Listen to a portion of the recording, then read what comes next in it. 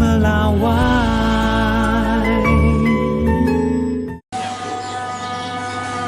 Sejak lahir, Purwantoro alias Jeglek hanya mengenal satu jenis kendaraan di rumahnya, yakni Vespa. Doktrin sang ayah yang menyebut hanya Vespa kendaraan paling nyaman di dunia membuatnya jatuh hati pada skuter ikonik asal Italia ini.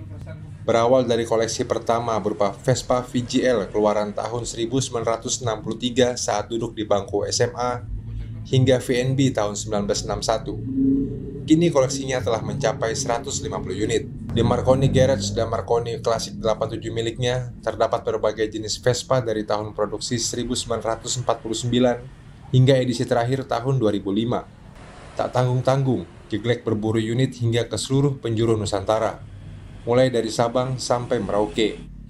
Tak hanya produksi Italia, koleksinya juga mencakup Vespa rakitan Jerman, Rusia, Inggris, Prancis, hingga India. Vespa atau skuter bukan sekedar hobi, tapi keluarga dan turun-temurun. Sejak 2010 telah menggantungkan hidupnya dari Vespa.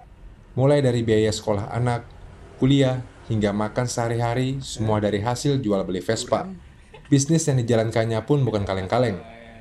Harga unit yang ia tawarkan bervariasi, mulai dari harga ramah kantong 3 juta rupiah hingga unit langka yang menembus harga 400 juta rupiah.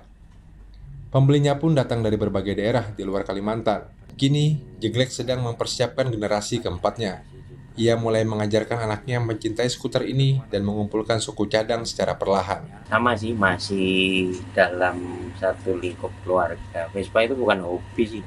Vespa itu keluarga buat kami. Karena turun-temurun dari kakek, bapak, dari saya. Jadi kayak bukan sebuah kendaraan transportasi ya, sebagian dari keluarga gitu. Mulai saya lahir di bumi ini kan, yang saya lihat cuma Vespa kendaraan di rumah. Jadi tidak ada kendaraan lain selain Vespa. Baginya, Vespa adalah warisan yang tak akan pernah padam dimakan zaman. Iskandar Amir Dahlan, Kompas TV Balikpapan, Kalimantan Timur.